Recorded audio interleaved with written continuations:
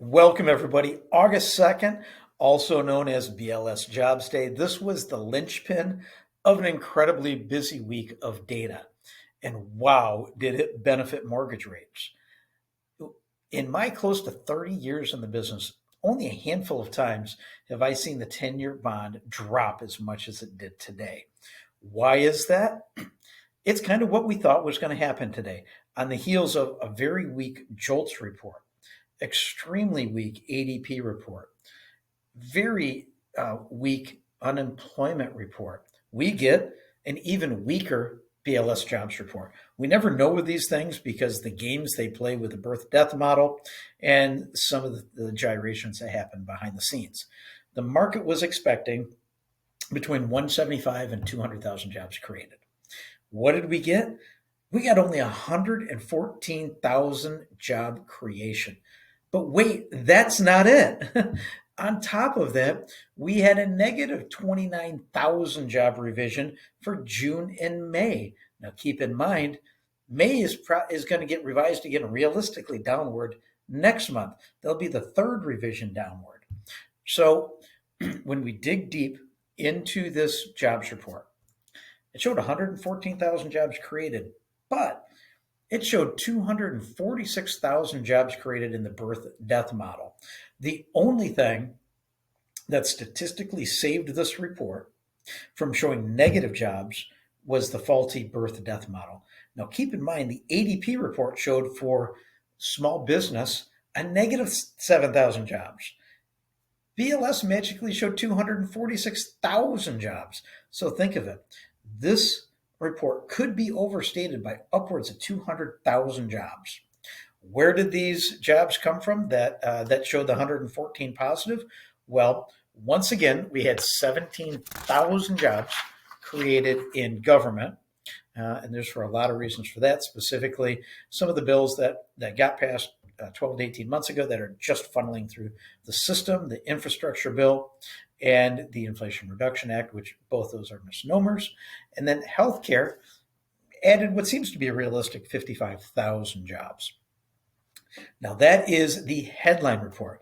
Remember, the second report is the household service survey, where they actually pick up the phone and do surveys. Realistically, a much better indicator. So the household survey only showed 67,000 jobs created. Incredibly weak. Total labor force participation grew by 420,000. So what does that do? That reduces the imbalance from available jobs to employees seeking jobs. So because of that, the labor participation rate went from 62.7% to 62.6%. That starts to ease wage pressures. Now, the unemployment rate, this is the one that really shocked the market, but we've been talking about this. The U3 or all-in unemployment, the headline unemployment went from 4.1% to 4.3%. Chairman Powell talked about stabilizing at 4.1% and that they would be prepared to act quickly if they showed an unexpected escalation in unemployment. 0.2% is a big jump, and having 4.3% is a big number for unemployment. Now, it gets even darker here. The U6 or all-in unemployment, which is a much better tracker of what unemployment truly is, went from 7.5 to 7.8%. It's the highest since October of 21. So these numbers are not getting better, they're getting worse. And we kind of saw this, we saw the germination of this probably about 60 days ago. Average hourly earnings grew 0.2%, but that's 1/10 below market estimates. So year over year, average hourly earnings decreased 0.2 from 3.8% to 3.6%. Average weekly earnings went negative by 0.1%. That brought the year over year from 3.5% increase in weekly earnings to 3.3%. Average weekly hours worked went from 34.2 from 34.3. So that's a lot of the reason why we saw this average earnings go down, is because the hours worked is declining. With the culmination of this super busy week, and we told you it was a critical week, probably the most important week of the entire economic calendar year. This explodes the theory that we have a strong jobs market and we have stability in unemployment.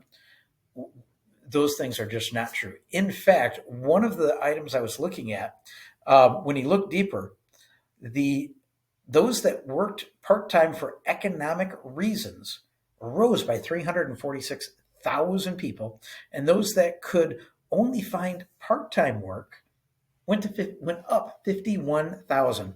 So our job market is not strong. Please don't listen to the headline media. Dig into the numbers, and that's one of the reasons we do this report. So all these things helped push the 10-year bond all the way down to 3.78, and we've kind of settled in at about 3.81. We went down between 17 and 20 basis points in the 10-year bond in about 1 hour. It's amazing where we were just a week ago to where we are now. It means we're in the low sixes for interest rates. Take advantage of it now. I suspect next week we'll see traders claw back a little bit of the losses that they had, and we might be into a little oversold territory on bonds. So we'll kind of pay close attention to that.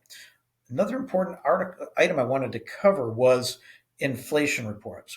So one of the more probably accurate inflation reports is called Truflation. What that does is takes 18 million data points, plugs them in to calculate what it's seeing for Truflation. So Truflation came in at 1.5% year over year. And one of the reasons is that they moderate or use real-time data for shelter cost versus a lag effect, which we see in CPI and PCE.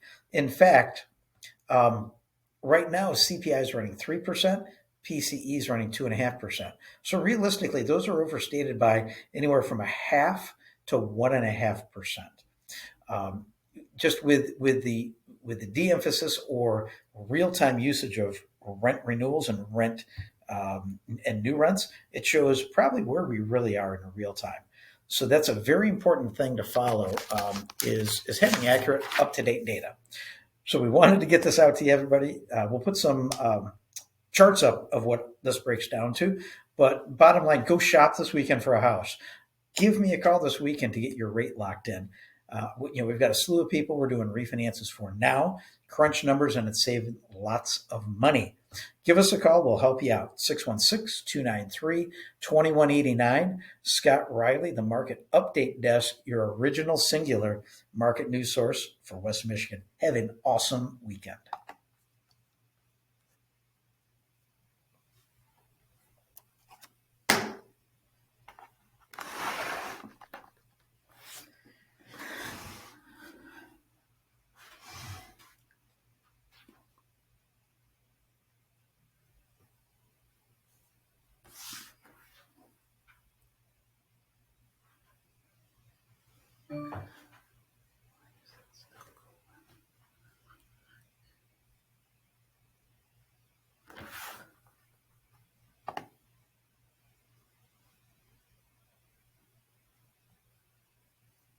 Hey, it's the end of the week, August.